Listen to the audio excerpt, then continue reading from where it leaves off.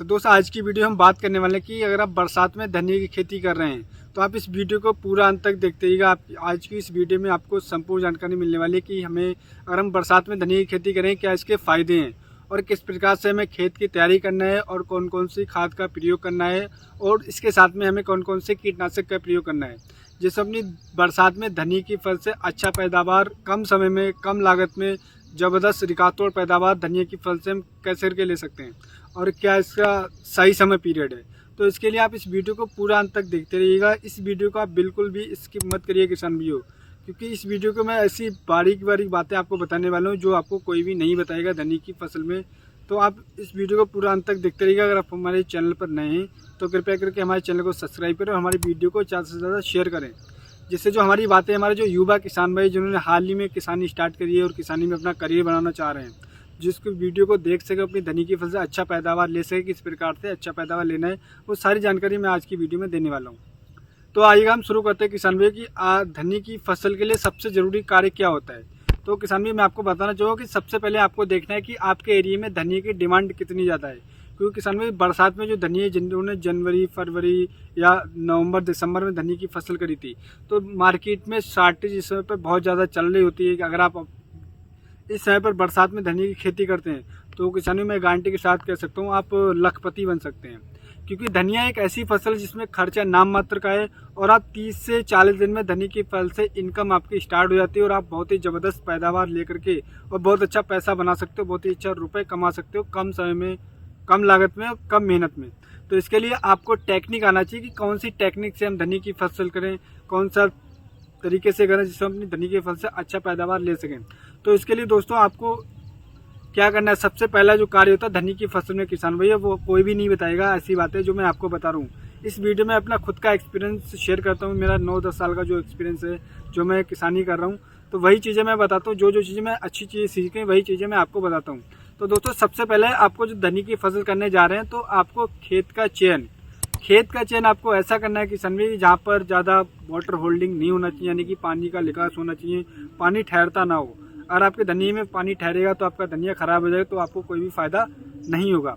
तो आपको खेत का चयन करते टाइम आपको ध्यान रखना है कि आपका जहाँ पे पानी का निकास हो उस खेत को चयन करना हो। उसके बाद हम कर लेते हैं खेत की तैयारी। किसान में आपको खेत को अच्छी तरीके से जुताई कराना है। जुताई पहले से उसकी घास वगैरह उसको सबको निकाल देना है, पहले तो एकदम गहरी करके जुताई करना है। उसके बाद में कल्टीवेटर से जुताई कराना, उसके बाद में रूटावेटर से आपको जुताई कराना है एकदम बराबर। फिर उसके बाद हम बात करते हैं कि जैविक खाद का। किसान भाई धनिया की फसल आप कर रहे हैं तो आप जैविक खाद डालना बिल्कुल मत भूलें, क्योंकि अगर आप जैविक खाद नहीं डालेंगे जैविक खाद तो आपकी पैदावार अच्छी नहीं आएगी। तो आपको जैविक खाद की मैं बात करूँ 1 एकड़ में कम से कम आपको किसान भाई 3 से 4 ट्राली देसी घूरे की खाद का अवश्य प्रयोग करना चाहिए। ध्यान रखें जब आप देसी घूरा डालें तो सही तरीके से पकाओ, कम से कम 6-7 महीने पुराना होना चाहिए। ये बात आपको कोई भी नहीं बताएगा। तो आपको कम से कम 6 से 8 महीने पुराना जैविक खाद यानी कि सड़े हुए गोबर की खाद डालना है, कम से कम 4 ट्राली 1 एकड़ में। उसके बाद में उसको अच्छी तरीके से फैलाकर एक बार रूटावेटर से पाटा कराकर जुताई कराने के बाद पाटा लगाने के बाद खेत को छोड़ देना है। दूसरा जो कार्य करना है दोस्तों, जो मैं आपको बताने वाला हूँ ध्यानपूर्वक सुनिएगा, वो है रासायनिक खाद का। क्योंकि आपने जैविक खाद का प्रयोग कर दिया, अब बात करते हैं हम रासायनिक खाद की। तो रासायनिक खाद कितनी डालना है, अगर मैं जो आपको डोज बता रहा हूँ किसान भाइयों, उस डोज से आप अपनी धनिया की फसल में रासायनिक खाद का प्रयोग करते हैं, खाद की डोज का प्रयोग करते हैं तो बहुत ज़बरदस्त पैदावार ले सकते हैं। उसके लिए आपको लेना है कम से कम 35 किलोग्राम आपको यूरिया लेना है और 35 किलोग्राम आपको पोटास लेना है और करीब 40 किलोग्राम आपको DAP लेना है। इन तीनों खादों को अच्छी तरीके से मिक्स करने के बाद आप पहले खेत में डाल दीजिए। उसके बाद हल्की जुताई करके खेत को बराबर कर दीजिएगा। अब उसके बाद में हमारा खेत एकदम रेडी है, अब हम धनिया की बुआई करने जा रहे हैं। तो इसके लिए क्या करना है किसान में, जब आप बुआई करने जा रहे हैं उससे पहले बहुत ही ज़रूरी जो कार्य है वो कार्य है बीज का चयन करना है। किसान भाई दोबारा से सुन लीजिएगा, बीज का चयन करना, क्योंकि अगर आप सही बीज का चयन नहीं करते हो तो आपकी धनिया की फसल अच्छी नहीं होगी।